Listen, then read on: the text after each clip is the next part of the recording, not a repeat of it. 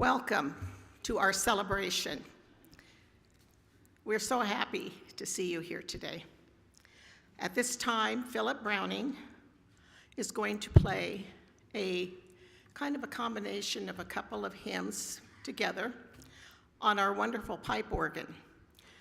One of our ministers that served this church back in 1988 to like in the early 90s, one thing when I heard from him, he remarked at how much he loved the beautiful organ in this church.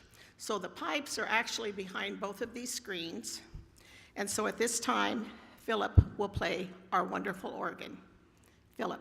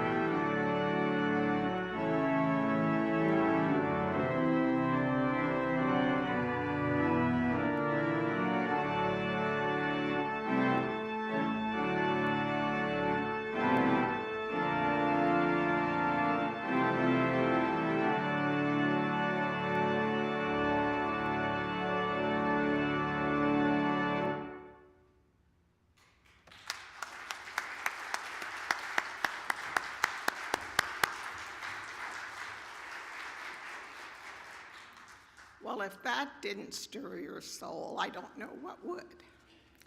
At this time, I would like to introduce our district superintendent, Reverend Dr. Nancy Tomlinson, who brings greetings to us from the Great Plains Annual Conference. Nancy.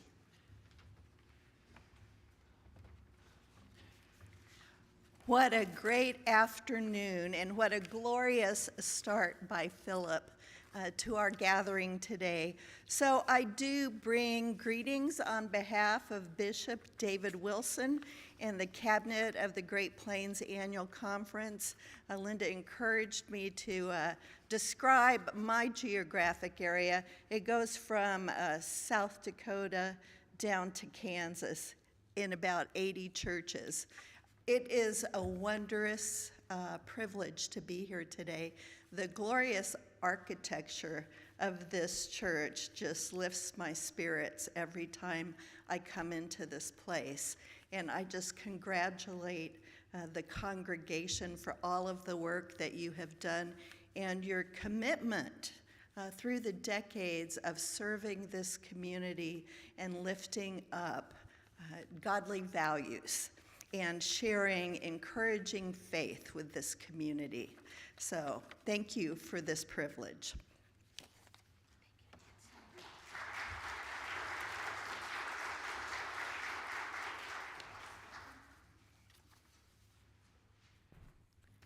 This kind of began back in a presentation at the Nebraska Historical Society in Lincoln. Janet Jeffries, who has a bachelor's and a master's degree in American history from the University of Nebraska. Her areas of study include Nebraska history and the state's architectural history. And at this time, we are going to enjoy the slide presentation that Janet presented at the Nebraska Historical Society, and lots of her interesting tidbits that she has. So at this time, Janet. Thank you.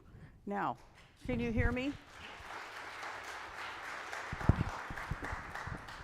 I'll get this. This is not a comedy act. We had it going before. Okay, now I'm going. Okay, well, this is really a great celebration. Linda and I have been kind of cooking this up, and I know you have a committee.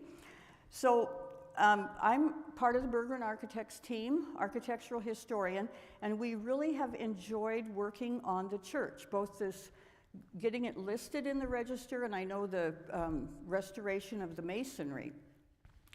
It was a task made easy by your long standing history committee.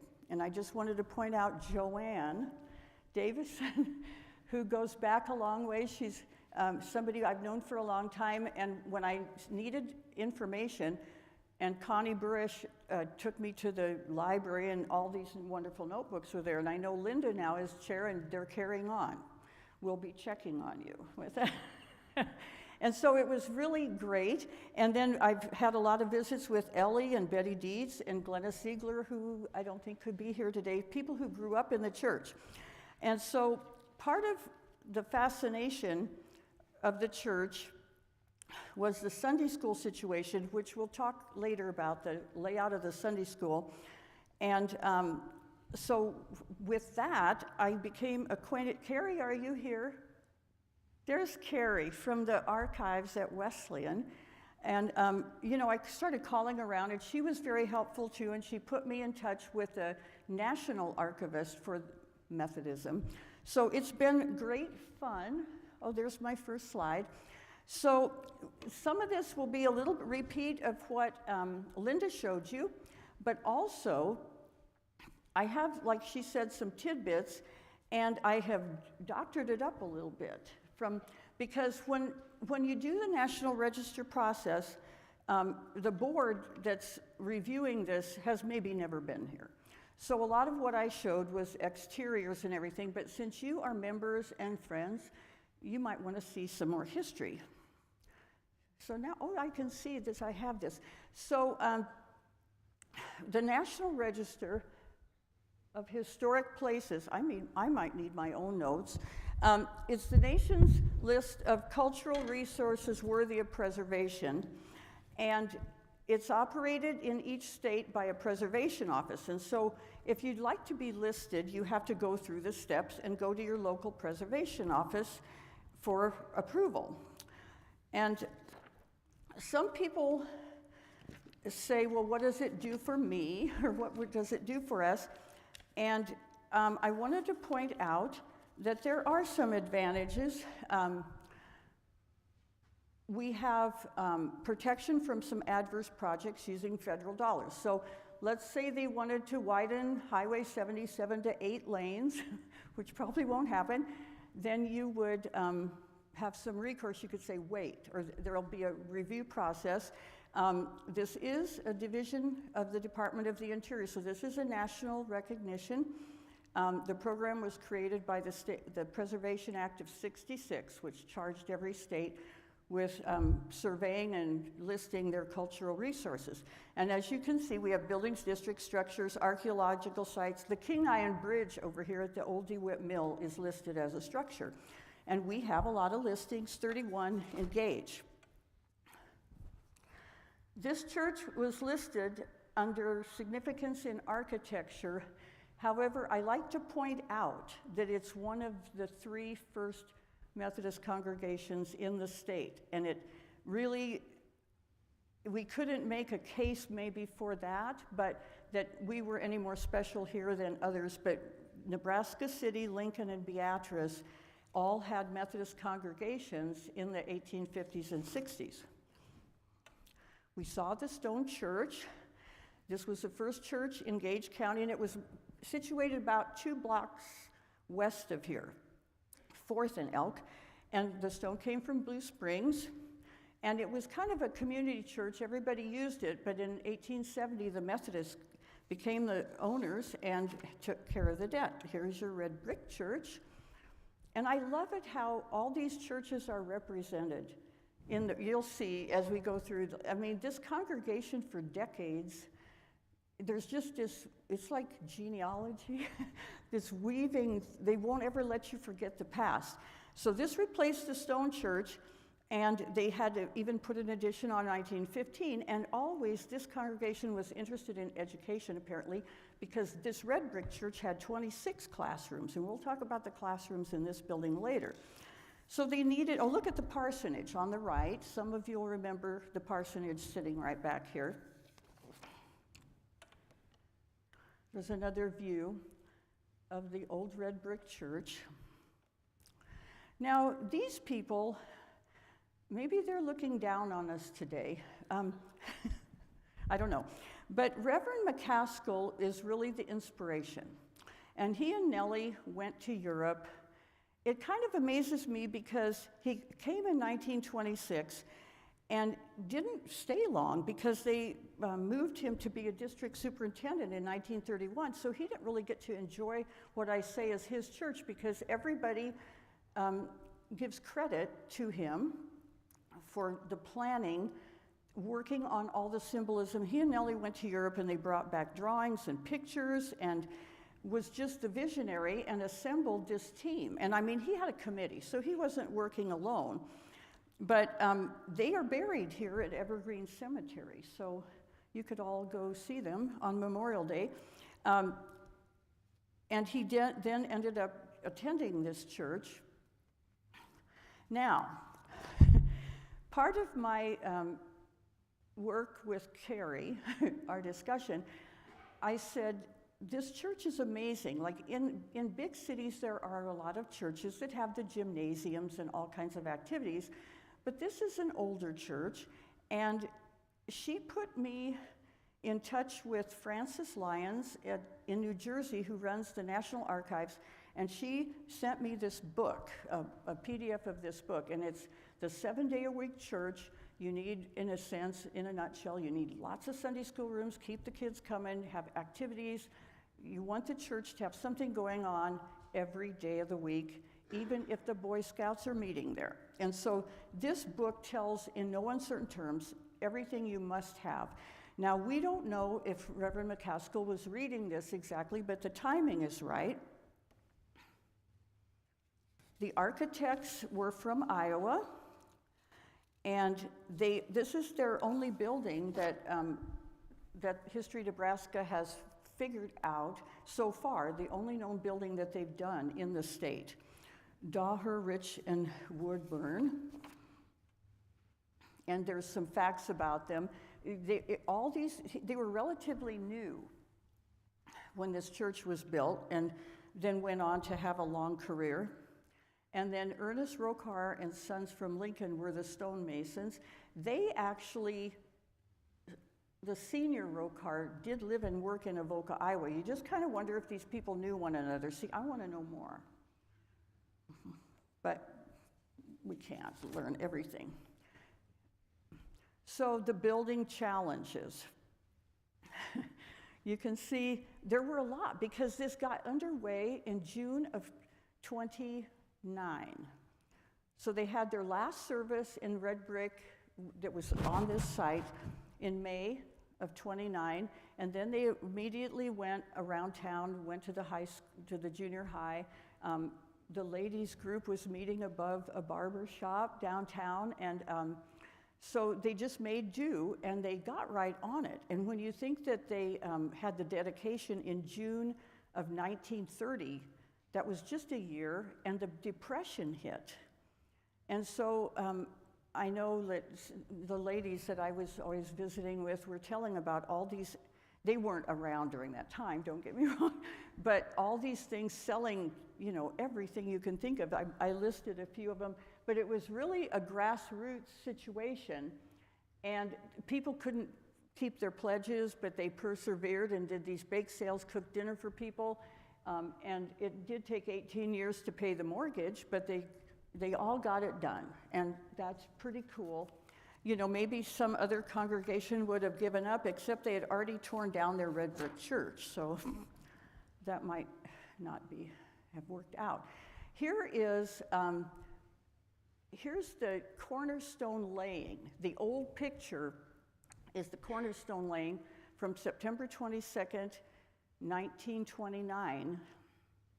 And so the ground had been broken in June. This is a story from the 1989 Beatrice Daily Sun, where they're celebrating the 60th anniversary of the cornerstone, or the cornerstone laying. And so, and I noticed, Joanne, that this historic photo is courtesy of Jerry. So he must have taken it to the to the paper. We have some construction photos, and see, this is all from your archive. You have such great things here, you know, so that's really, really cool.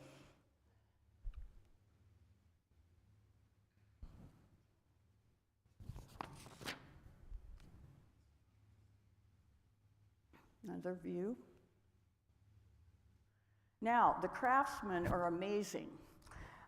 We've run into these craftspeople around the state. So I guess what kind of amazes me, and it's really exciting, is that they had James Willer. Now, he did live here in Beatrice, but we first ran into them when working on like the Paddock Hotel and the history of that, and in Diller, the Diller Opera House.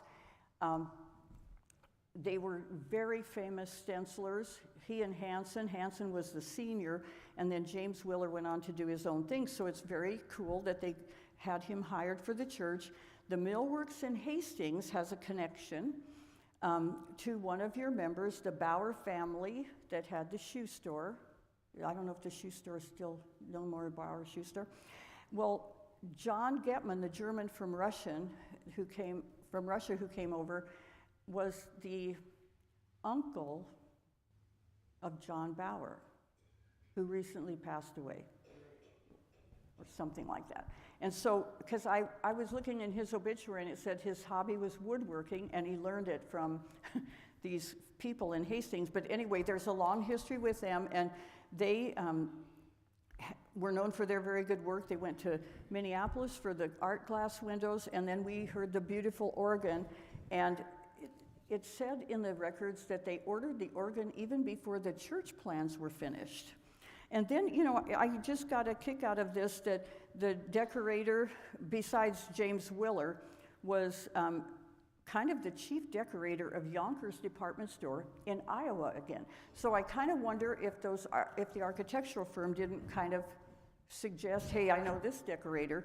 And so it's just interesting to see how it all comes about. Now, these are, when I went to Lincoln to the board meeting, like I said, I showed mostly exteriors, some interiors, but we didn't talk all about the history. And so what I want you to do, because like when you're here every day or every Sunday, sometimes you don't admire your own, you don't really look, and as you're in here, just look at every single detail. There's like a plan for that. So we're just gonna kind of look around. Here's a little bit of a close-up. So the great window is behind us. We'll talk about that in a little bit. But the great window then is in the arch on the front of the building, the west facade.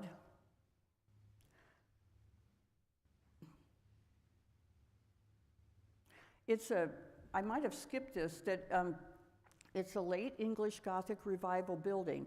And so the features are the arched windows, tracery windows, we've got the engaged buttresses. And so, you know, as you walk around the building, you can just see all this. And it's Ashlar, Silverdale, correct me, Jerry, Ashlar Silverdale limestone, correct? And with Bedford limestone from Bedford, Indiana, as the gray parts and the trim. So it gives a neat texture. Here's your bell tower. The bell is from the red brick church. I love it how the old components are drawn in to the new building. To us, this is still a new building, even though it's 1929. So just look. There's the cornerstone, and it's over on this side if you want to see it.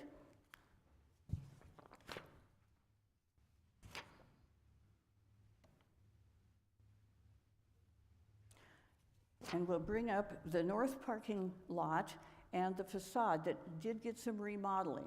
Now, there were houses here, correct? I think, and a filling station. So the church was able to purchase and make a nice parking lot. So they remodeled this north entrance that most of all of you came through with the stairway was awkward on the north. And so now it's a nice wide stairway. Few details, like I say, you just see, if you just stop and stare at each facade, you see all kinds of interesting things.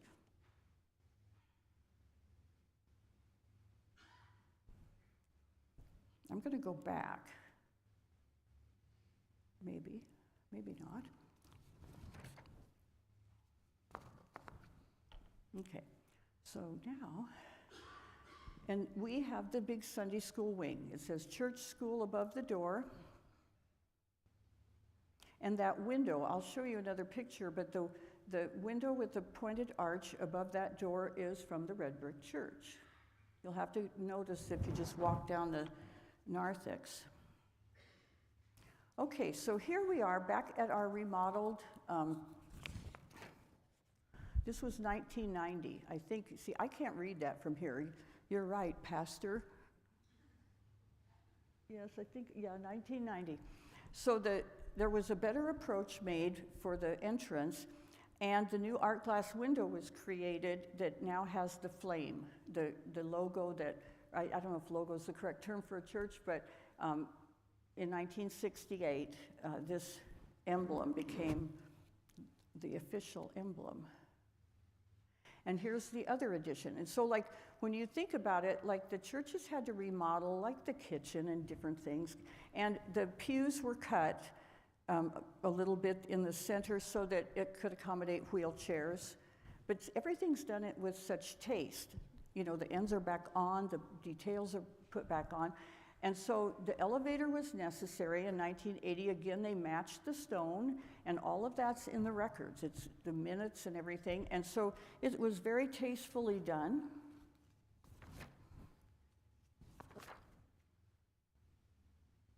Let's go in. We're already in.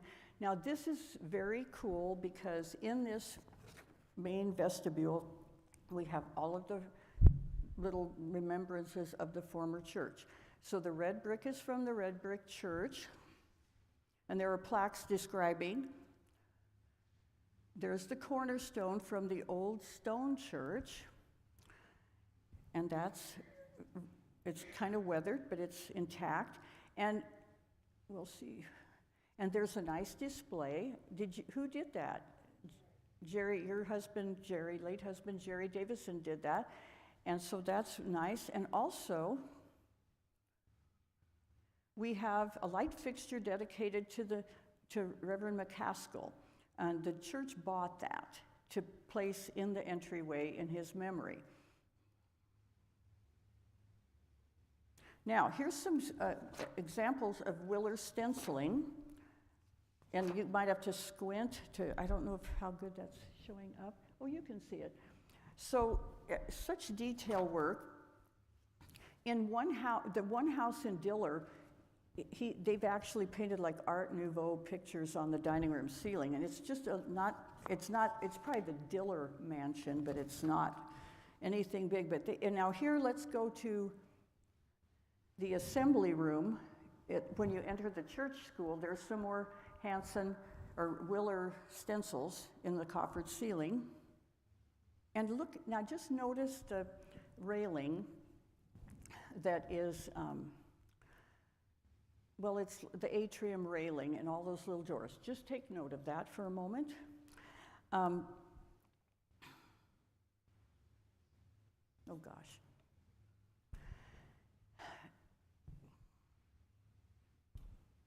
Now we're looking from that area, from the atrium area north into the narthex, and there's a nice historic view in your records that show those lovely arches. It's in wonderful shape, and you can see the new window. The parlor, former parlor, and in this parlor, didn't you get married there, Joanne? Did you get? I just happen to know this woman's life history. Not really, but so you and Jerry got married in the parlor. Also, Reverend McCaskill liked art, and so he had donated some paintings for the decor. And I think that's why, he and his wife were just driven by the Gothic architecture they saw in Europe. Now, the sad thing is, poor Nellie died in 1928, so she never got to see it. They sure didn't waste any time. And that's a good question. Like, he came in 26. I don't know if they immediately got on a boat for Europe, made the plan, because Nellie was in Europe with him. And, she then died, and everything carried on. But unless they had gone to Europe previously, and in his dreams, he always thought, I wish I could have a church like this and that. I don't know. So now we are looking. We're back in the Sunday school assembly room, looking down the narthex north in that historic view. And here again, you see the little doors all around. They could be construed as jail cells. Somebody said to me, my goodness.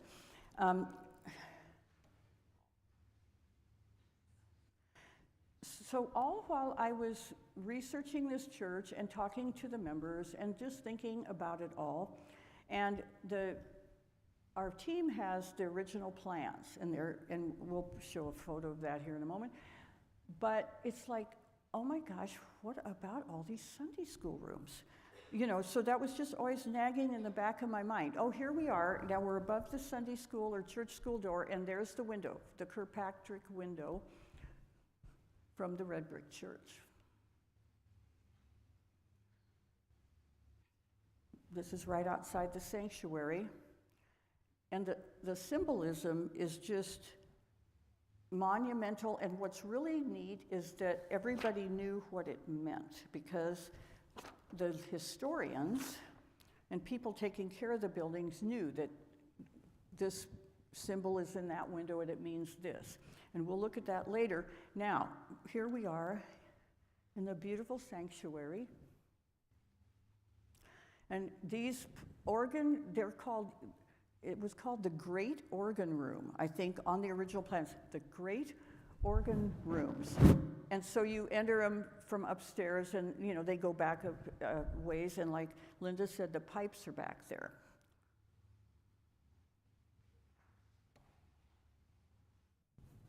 There's a good view of the ceiling, although you can see it very much for yourself.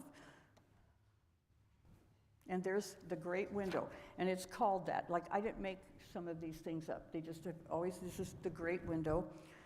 4,000 pieces of glass, and Jesus is in the center. And then there are some other symbolic descriptions to learn about this. And you're looking at this altar choir area. This has me wondering, like the Getmans of the millworks in Hastings, what exactly did they carve? It's because everything is so exquisite. Now we're looking to the balcony.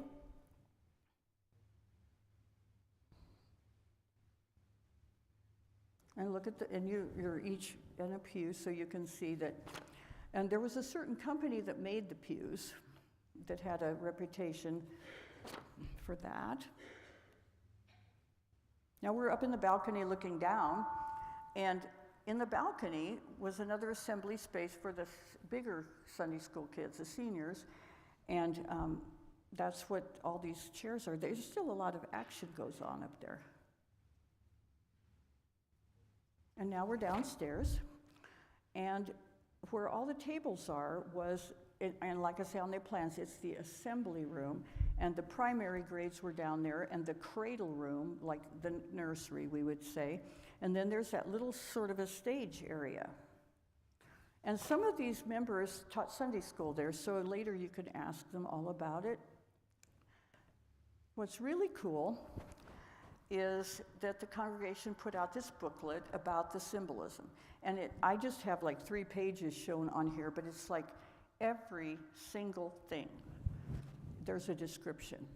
And it's so interesting. And I see it was revised in 1993, but I don't know when they started it. I don't know if any of you know. And so no wonder, like, my job was made so much easier because a lot of this was just right at hand. Now, another thing that, and I just shot these pictures for fun, but you have quite a collection here of artifacts. Being proud of the church, we have the postcard, or that's a Christmas card, and you did the commemorative plate one time. Now, we need to talk about the Sunday school situation because I'm just fascinated by it. And when I talked to Carrie, she, I don't think, had heard of such a thing as this. And, I've been in quite a few churches, and so have our architects. And then I was asking my friends, like I might have asked you, Dorothy, like, have you ever seen a church that looks like this and this and this? And so obviously people built churches like that. When I was at the First Methodist Church in Lincoln with my daughter one time, I said, I'm going upstairs. I need to check and see if you have this kind of a layout. And they didn't. And so there are many, I'm not saying there aren't any in this state, but this is amazing. And Frances Lyons produced, she said, you need to see if you can find this book. This tells exactly how to have the best Sunday school situation in your church. I don't know why Centenary picked the number 41, but you can see the contents. Every little thing is planned out, and this Burroughs wrote a second book too. And they separated the boys and girls in Sunday school class, so you would need quite a few. And then the adults also went, because my friend Glenna Siegler told me when she was a little kid coming here, they all just got out of, and she went to her primary area, and the parents went upstairs. When this church was built, and I don't know if I had that on another slide, but there were like 1,000 members and 700 people enrolled in Sunday school here. 700 people went to Sunday school here. And so let's see what's next. Oh, it did turn. See, I'm looking at my print. Let me see how many I skipped. Okay, so here are the plans, and see all those little rooms. And those of you who go to this church know, because if you go upstairs, you see all the little rooms. And so we've got the first floor, which we're on the first floor. Correct, boys? Yes. Because one plan had lower level written. But this is the first floor. Second floor, look at all the little square Sunday school rooms. And some of you kind of remember when many of them were used, and some of you I know taught Sunday school in these rooms. Now here's the kicker.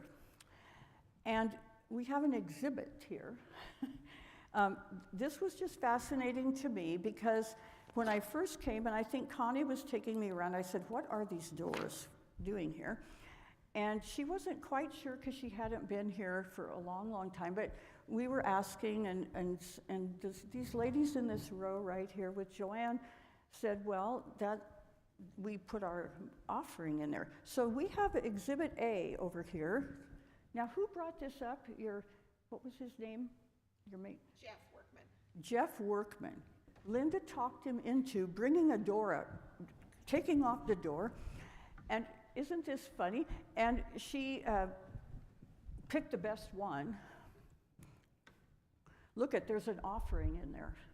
Okay, so let me open the other side. So what would happen, and in this Sunday school book, it says how you should do this. Like the attendant then, like you're locked up or you're in your Sunday school room having class, and they're very small. In a way, some of the rooms are small. The Sunday school teacher would collect the offering in the classroom, and then she would put the offering in a little velvet bag and stick it in the door. And so whoever the person was that did the collection for that Sunday, they didn't have to disturb the Sunday school class. They just opened the door from the outside and take the little bag out of there and shut the door, and everything worked very efficiently. And I mean, that's a cool piece of trivia. And they also did their attendance sheets. And yet, some of those doors you can see through in a window, right? At first, I thought they were all blank, but some of them you could see in so you would know if you were disturbing. So this is just a very unique thing. And see, there's your plan if you need to build one. And then this book then explained that if you were the attendant, you would do this and this and this. So it's just interesting. We could ask for some collection afterwards. People could put a donation in the door. It won't hold much, but so we're getting to the end here. The church was dedicated then on June 1, 1930. Oh, and this is amazing. So this is the dedication program. Carrie had this. I don't see one here. Now, maybe one's buried here, but I didn't see it, and Carrie found this up in Lincoln, and they were celebrating for days.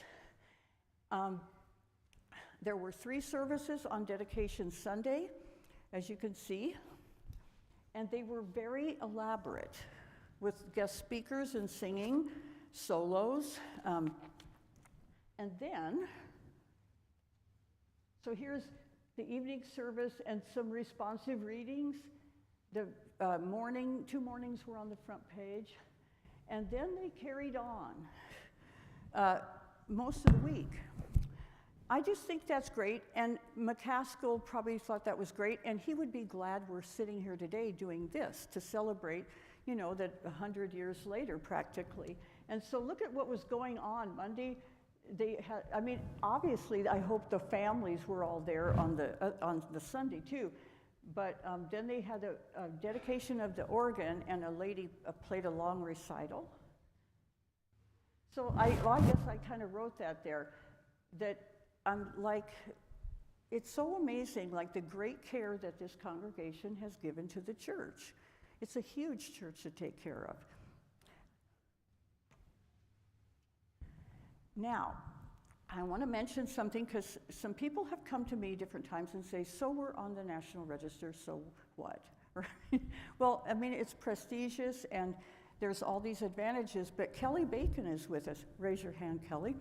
She helps manage the National Register program for Nebraska. And if you have any specific questions, you can ask her, but it kind of sets you up for some granting opportunities. This church is taking advantage of the tax credits, which you need to be listed in the register to take advantage of the tax credits, and that's out of my league as far as the details. But so we just got listed, but because we got a determination of eligibility about a year ago, the church could proceed on with the tax credits, which gives you back how much percent?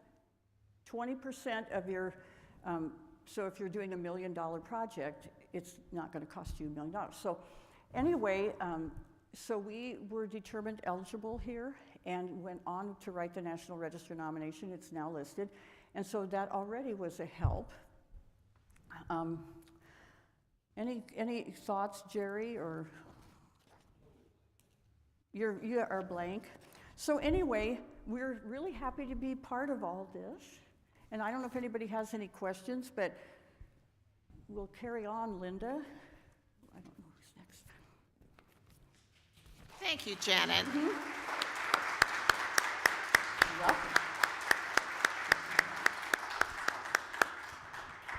Wasn't that a wonderful presentation? At this time, I'd like Dale Cruz, who's the chairperson of our trustees committee, to come forward and talk about some of the projects that we've completed and some that are ongoing. So thank you, Dale.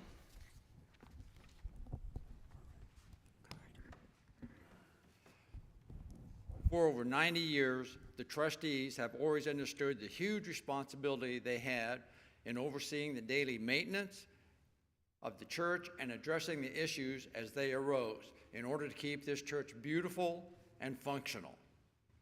The following is just some of the issues the trustees have handled and worked with over the past 20 years. Installed a geothermal system. Installed fire sprinkler system throughout the entire church, which also include many fire-resistant interior doors. And just as a side note, the fire sprinkler system goes clear to the bell tower. If you've seen a picture of that, it goes clear up to there. Installed a new north entrance and heated steps. Installed a security system with cameras and remote control entry doors. Installed a new audio-visual system throughout the entire church. And most recently, addressed the bell tower, which involves some tuck pointing and repairing of the damage from lightning strikes that had happened many years ago, which had weakened the structure. Notice that's just a tip of the iceberg of things that have gone on over the past 20 years. But right now, I would like to personally thank all of those who were trustees for the 90-plus years of this church and all the work they've done to keep it a beautiful place. Thank you.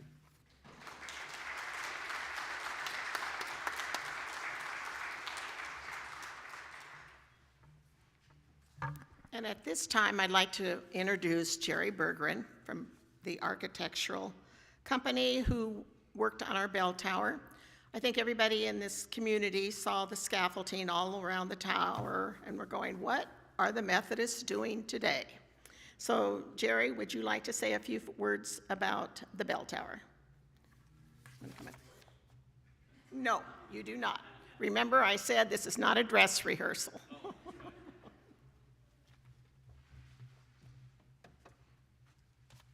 Well, go ahead and cue the starting up there.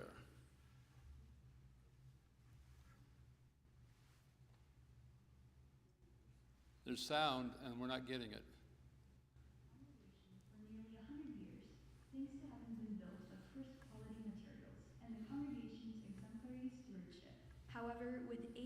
comes challenges beyond traditional maintenance. When some of the bell tower's pinnacles became loose and threatened to fall, leadership of the congregation sought out the expertise of Bergren architects to assess the exterior and recommend a course of action. When Centenary United Methodist Church entrusted us with their iconic structure, we could not have been happier. Then as we got into the assessment, the magnitude of the issue seemed almost insurmountable. We utilized drone photography provided by Digital Sky to record every square inch of the exterior. Thanks to the drone's high-quality camera and the drone pilot's skill, we have images of each stone and the surrounding mortar, which can be magnified to a size larger than the actual stone. Multiple images of the damage to the tower were vital for our assessment. The images are included as an integral part of our construction documents.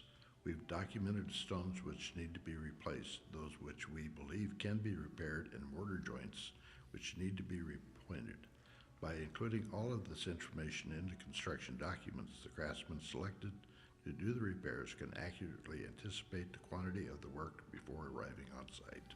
Our staff and the craftsmen selected for this project work as a team. It's essential. As great as Digital Sky's images are, it's not the same as when the craftsmen put their hands on the stones. When the craftsman is on the scaffolding, face to face with the stone, he'll tap it with his hammer. A ringing sound assures him that the stone is solid and may only require minimal repair. A dull thud means the stone has served its life and should be replaced. Budgets are always a factor in restoration. Knowing this, we provide numerous prioritized phases within our assessments so our clients have a path to the completion of their restoration project.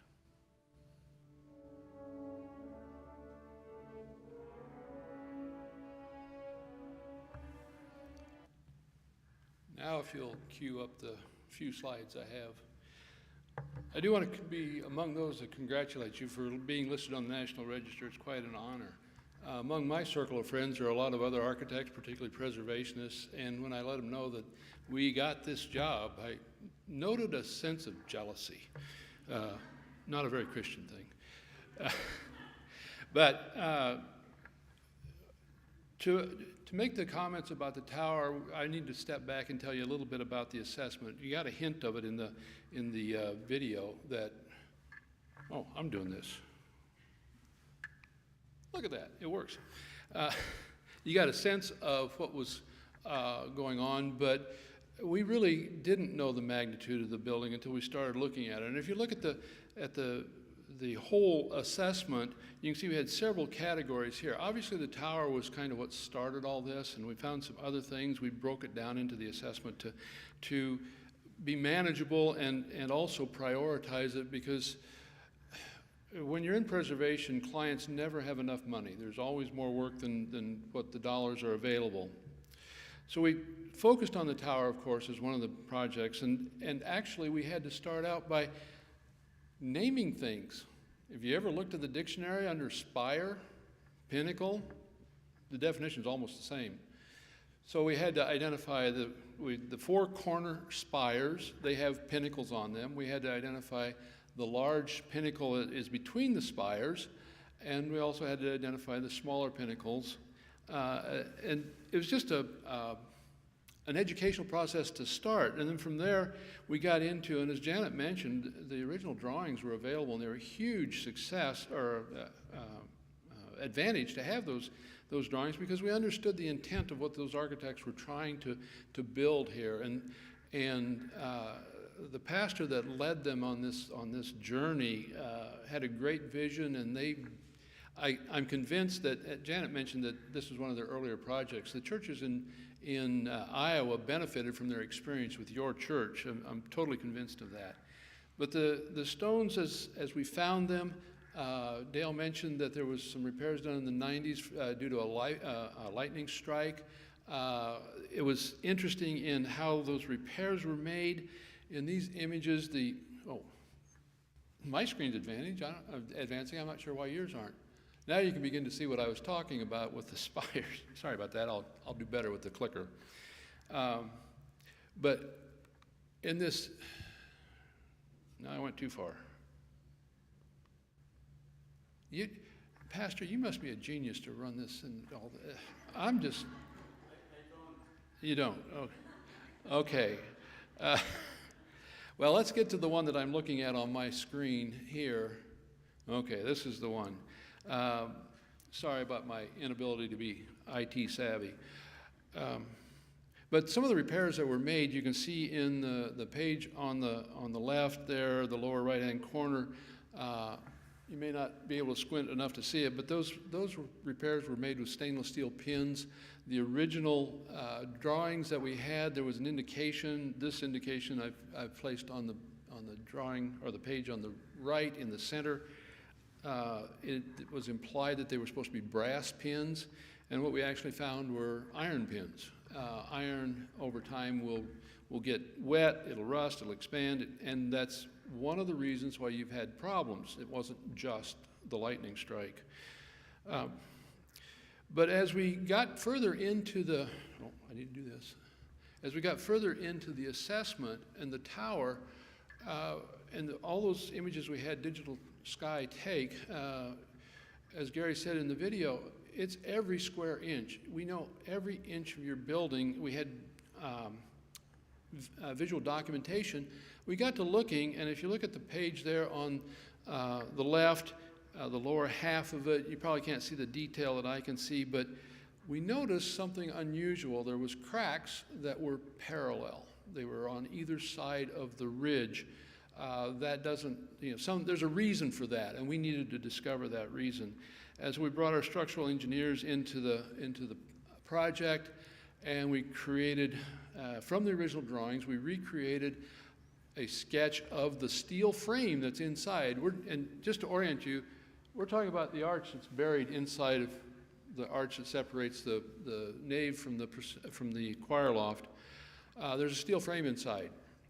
Now, your architects, I give them a huge amount of credit, but the arch wasn't spot on for having the right stiffness. And we brought our structural engineer, and we know how to fix it. That's the next phase. We're already starting on that. But it was those parallel cracks that brought it to our attention. The arch is not in danger of collapsing. That's not even a consideration. But what will happen, and you'll see this in the picture at the lowest, or maybe you'll see it in the next slide. No, you're going to see it in this one. The lowest picture there on the lowest right, the end of the masonry work is being pushed out. Those joints are actually getting wider. And left unattended, what will happen eventually is that those end stones will fall off. Not a good thing, but better than having the whole arch collapse. So, that's how we kind of attacked the problem. And then from there, we got all of our drawings together and photographs, and we began to figure out we needed craftsmen of the same caliber that built the building to repair the building. And we did a pretty wide search for masons that had experience with stone, and Nebraska has a lot of brick, not much stone, but also with patching stone. Replacing stone is one thing, but getting a good, it's called a Dutchman patch, to disappear is nearly impossible. I can show you buildings that they stick out like sore thumbs. I can also show you the Jefferson County Courthouse, where we discovered a patch in the upper part of the building that has been there from day one, we think, and nobody has seen it. We didn't see it until we were on scaffolding within about 3 feet of it. So we wanted that level of craftsmanship, and we invited 6 firms that we felt had that talent, and among those 6 firms, 2 of them provided us with bid proposals, and Bully and Andrews from Chicago, Illinois were the ones that were selected. And I would ask you to ask Dale, but I felt like they were a delight to work with. I felt absolute confidence in their work and their workmanship. They approached a project the way I like craftsmen to approach a project. If they don't know specifically what to do, they get us back together and we work it out and make sure that the details fit the end goal. So all this time that this is going on, Doug Elting of our firm would come down here at least once a month to make sure the progress met with the amount of payment they were asking for each month. But he also came down a lot of times on call to work with those craftsmen, those masons. And what you're seeing now, oh, no you're not. Now you are.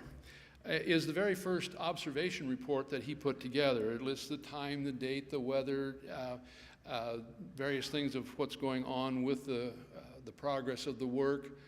I need to catch up with you. You're ahead of me now.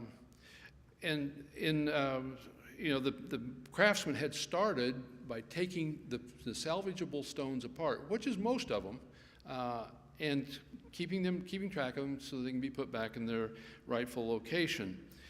One of the early concepts was that those little tiny pinnacles that are on the corner spires were loose. They'd worked loose because of the iron anchors had rusted and spread the joints, and it was just not the best detail. So you'll see hopefully you can see it, in the upper left-hand corner, we've got a red line indicating where we intended to cut the base stone, remanufacture that into one stone with the pinnacles already an integral part of it. And fortunately, the people we hired, it was kind of basically no problem. What you're seeing in the other page was where we were at to cut off the smaller little pinnacle tops because we had, and with the photographs, we had figured out that there were cracks that were developing within that portion of masonry. You can even see a little bit better the condition of the stone that we took off. It was kind of falling apart. And also then on the slide to the right is that base stone from under the I think it was the southeast spire that we literally took apart. It was the one that had been repaired from the lightning strike.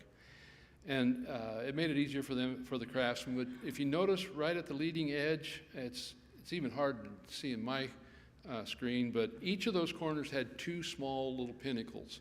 And in this image, the one to the left is gone. It had been taken off, I think, earlier on. I don't think it's one of them that fell. But that's where they were at with this very first observation report that Doug filed. Also, in this image, the one on the left, we had stone samples from the quarry that was going to provide the new stones. This we did for color match. And then, where are we at? I'm there, you're not. Later on then, one of his later reports, they actually had the stone cut, it was disassembled. One of the corners still had the spires attached. You can see that. This is on the page to the left. And one of the spires pinnacles that had become dislodged is in the last page of his report for that time. As I mentioned, these reports were done at least once a month, but certainly every time he was on site. In this juncture, this is actually report number 2. You can see the cuts. This is the page on the right. You can see the cuts in the base stone have been made, so getting ready for those new Dutchman patches. Rather than go through all of his reports, as Janet has pointed out and as was obvious to us, you have a beautiful archives with all the documentation you could ever want. These reports, if they're not there, we will help you get them there, so you'll be able to see the progress of all this work that's been done. And because if I went through all of them, we'd be here till tomorrow. At any rate, this report is actually really close to the very end. It's one of the very last ones he did, and you can see in the image on the right a Dutchman patch the before shot where it's needed, and then with the patch being in place. Same is true with this next page. On the right are some of the stones that had been replaced during this process. And again, finishing up on that report, all the detail work that had been done. Where am I at? Oh, I need to back up. If you notice, and you got to look pretty closely, it's the picture in the lower right-hand corner, that brand new stone, 2 of the spires, the tops had been knocked off when they were taking down the scaffolding. And one of the reasons that we like to work with people who have a lot of experience in their field is that they're respected by the people that they work with. the suppliers, the subcontractors, and the craftsmen themselves. To order these cut stones, I think there was a lead time of several weeks, if not a month, to get these fabricated and delivered. With this emergency situation, I think we had that replacement stone within about a week. They just worked together so well, and they wanted to support each other for the success of this whole project and for your church. Here is a picture, no, not you. Now, on the right is the replacement stone with the pinnacles intact that was replacing the ones that were damaged. So it's been an enormous pleasure to work on this project. We've got planned out for a lot of work. You're tackling the two most significant problems, the tower and, as I mentioned, the structure of the arch overhead.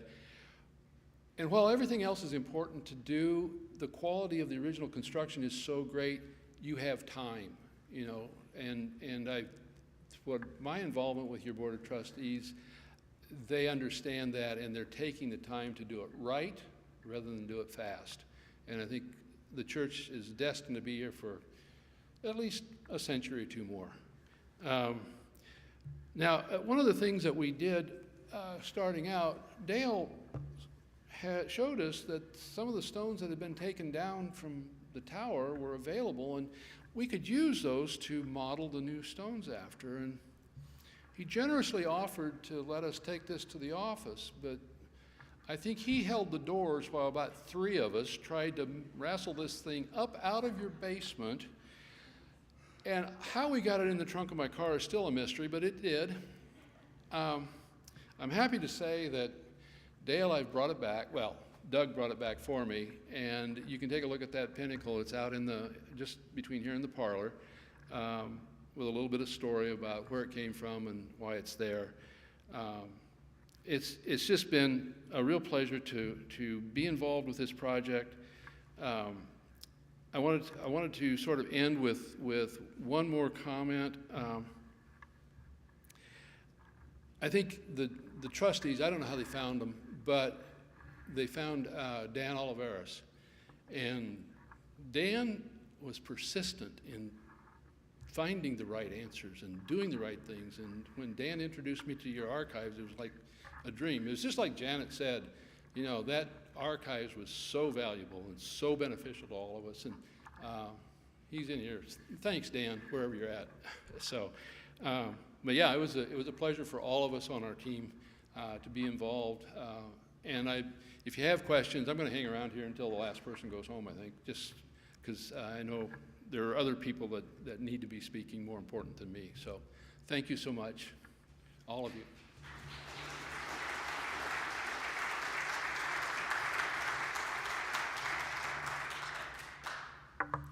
Thank you, Jerry. We heard from quite a few of our past ministers, and in the hallway outside the coat room are 2 wooden plaques. One is a list of all the ministers who have served this church as head pastors, and on the other board are the associate pastors. So if you have time, before you run downstairs for cake and coffee or take the elevator, that's where they are. We heard and had some nice communications from some of our pastors. And to save time, I won't read those to you today, but for our church membership, I will share those in days ahead. The first Methodist minister, Reverend Daniel May, preached the first sermon in this community from a log in 1857. It was probably down by the river behind the museum. So the first minister that was assigned when the Methodist class was organized was Reverend J.W. Foster, and this was 164 years ago. We did not have a church at that time. We met in people's homes. In 1870, we took over ownership of the old stone church, as Janet mentioned, and that building stood at the corner of 4th and Elk Streets, probably down there where the old football field probably used to be. He was Reverend W.A. Presson, and he was a Civil War veteran. And the cornerstone of this church can be found in the west entry out here, along with the red brick from the red brick church. That church was built in 1886, and it was at this corner, 6th and Elk, where we are today, and our church was served by Reverend W.K. Beans. That church was torn down to make way for this church, which was built in 1930. So you can see that we had a lot of history incorporated in this church when we started. Do take a little tour of the west entry. At one time out here on 6th Street, you were able to park. And then as the street widened, it took the parking away along the street and made our north parking lot available to the membership. Janet said Reverend McCaskill was the minister at that time. He was only here a few short years. His wife didn't get to see the completion of the building. That light fixture was in that west entry was donated in his name. And as she said, both of them are buried at Evergreen Cemetery. At one time, we had 3 Methodist churches in Beatrice. In 1968, the Methodist Church united with the Evangelical United Brethren Church to form the United Methodist Church. And so, friends, today, 166 years later, is how we became known as Centenary United Methodist Church. Michael Sohan from the Beatrice State, Main Street, Beatrice, would like to make some remarks on how important Beatrice preservation and history preservation is. So Michael, if you'd come forward.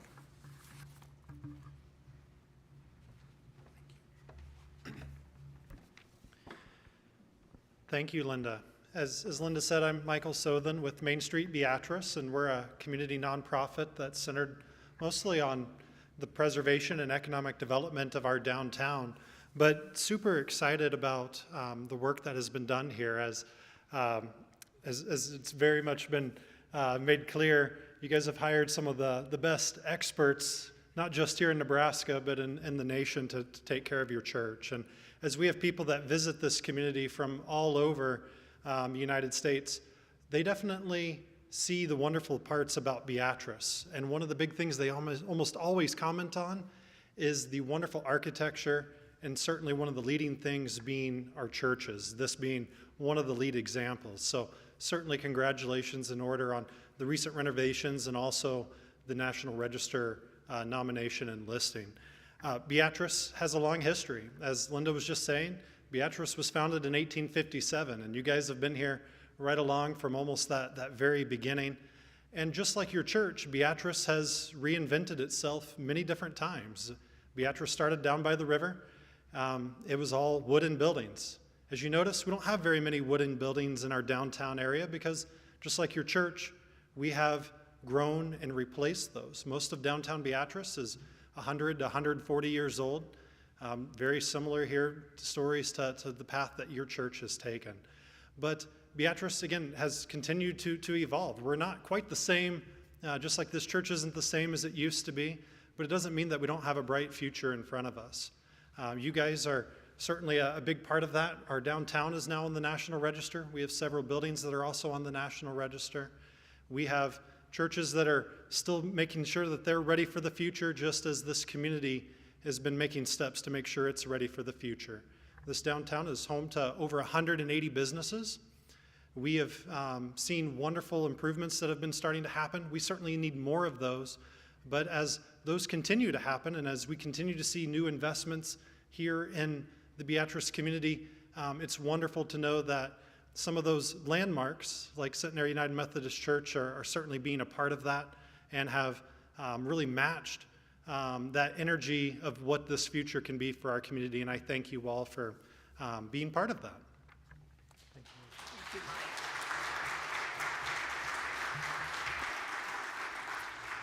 Thank you, Mike. And at this time, Mayor Bob Morgan would like to share some congratulatory remarks.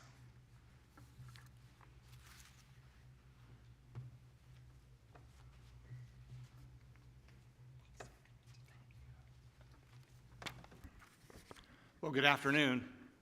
You know, it's a great honor to be here today. On behalf of the city and myself, I want to congratulate the members of Centenary United Methodist Church, first and foremost, for taking on this massive project. I can imagine there's a number of people who would say, oh my gosh, how are we going to get this done? Secondly, though, I want to congratulate you on being added to the National Registry of Historic Places. And when you look around at this phenomenal building, it absolutely deserves to be on the National Registry. The hard work, faith, and commitment by this congregation is very apparent in the beautiful restoration project. I also imagine that as you went through this project, you saw God's helping hands in this project. As I would guess, there were probably times that one said, how are we going to get that done? And with the helping hand of God, it got done. God is great, and God has blessed this project and the congregation with this beautiful historic church, one that we are so proud to have in our Beatrice community. And again, congratulations on your addition to the National Register of Historic Places and to the beautiful church the membership here has and the community has as well. So we will enjoy this beautiful site for many years to come. So again, congratulations. Thank you, Tom.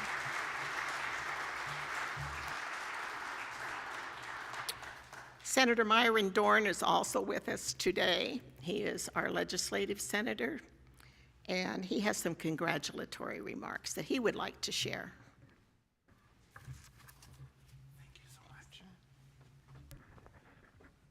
Thank you so much. It is indeed an honor to be here and this special time for your church, Centenary United Methodist Church. I really have enjoyed all of the slides up there and telling about the history of this. It just marveled me that in June of 1929, right before the Depression, they decided to build this church. And then during the Depression, a year later, in June of 1930, that this was done. And all through that time. The one other thing I wanted to talk about, I've known Jerry for quite a while, but the architectural ingenuity that we had back in those days. I get to go up the Capitol every day, and I marvel every day I walk in the Capitol at how that was built. That was the current building up there, started in 1919 about. They had a fire, and they built this one. It took, I don't know how long it took them, but here we are 100 years later, and we have a massive project we're doing with that too, redoing it. 8-year projects, that's over $100 million to upgrade the Capitol. But to have that architectural knowledge and then to be able to build this building back in those days, 100 years ago, and I look at what we do today and how we build buildings, and yes, Jerry, I noticed all those people with those Zooms were really young people. They weren't yours and my age, but to have those type of things now that you could take a close-up look at the structures and redo them and get them back to where they needed to be. Just congratulations. What a wonderful project. What a wonderful church. So proud of what you've done here and so proud that you've been, as the mayor says, such an important part of this community for as long as you have been. Thank you and God bless you.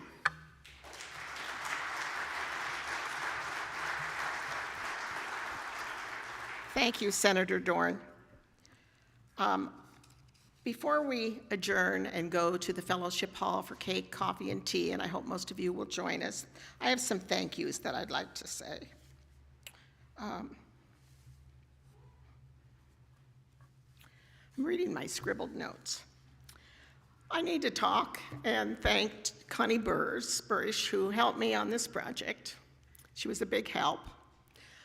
She even helped me on Friday when she took her Old English polishing cloth and cleaned up the door so it would shine for all of you. To Jeff Workman, who hauled it down from upstairs and found a place to put it in the sanctuary. To Joanne Davison and her husband, who organized the history for this church.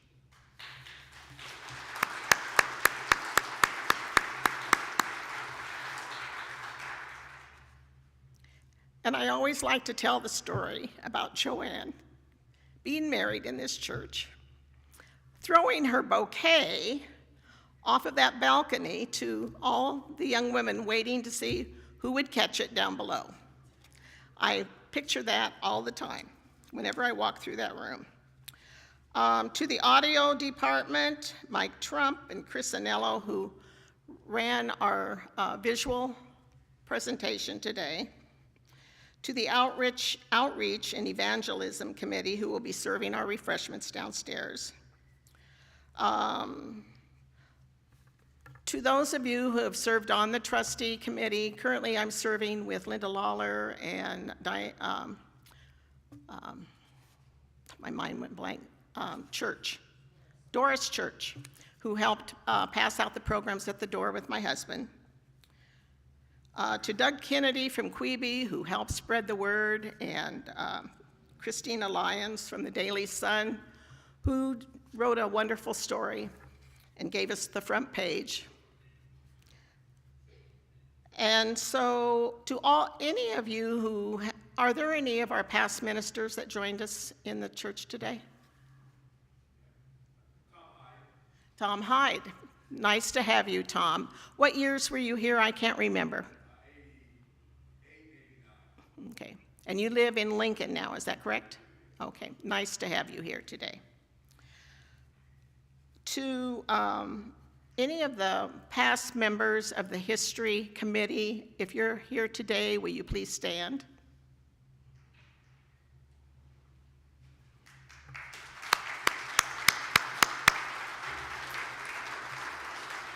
So that's Joanne Davison, who started it, and then Kay Hicks followed her, and then I've been on board, I don't know, it seems like a century now, but it's been a long time. And now we're going to have some blessings led by our current pastor, Reverend Dr. Baptista.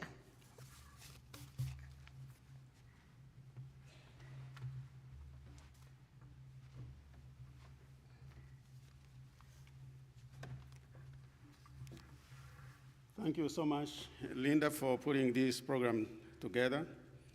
And thank you for being here this afternoon to celebrate with us.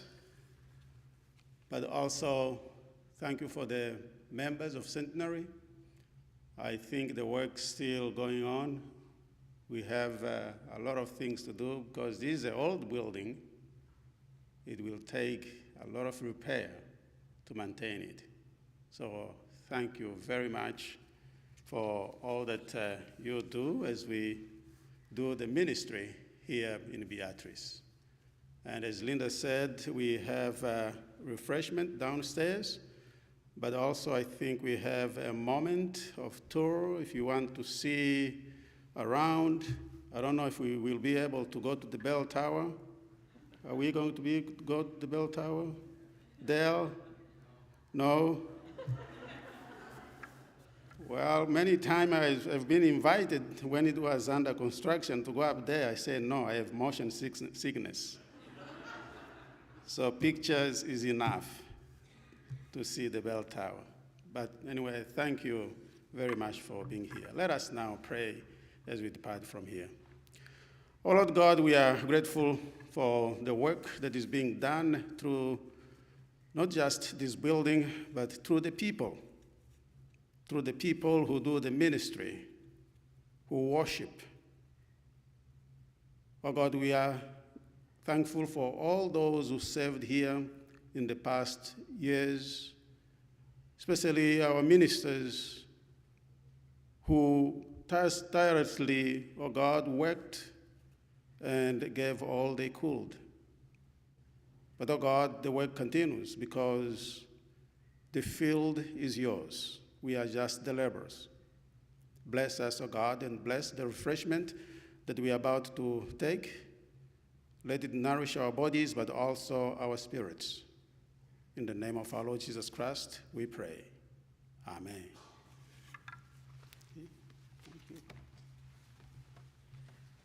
I would like to mention and thank Berggren's architectural firm for the cake that we are about to enjoy downstairs. And I know, Jerry, you asked me to get you copies of the newspaper, the Daily Sun, so that you would see the church on the front. So if you'll come forward, I'll present you with 3 copies of the Beatrice Daily Sun.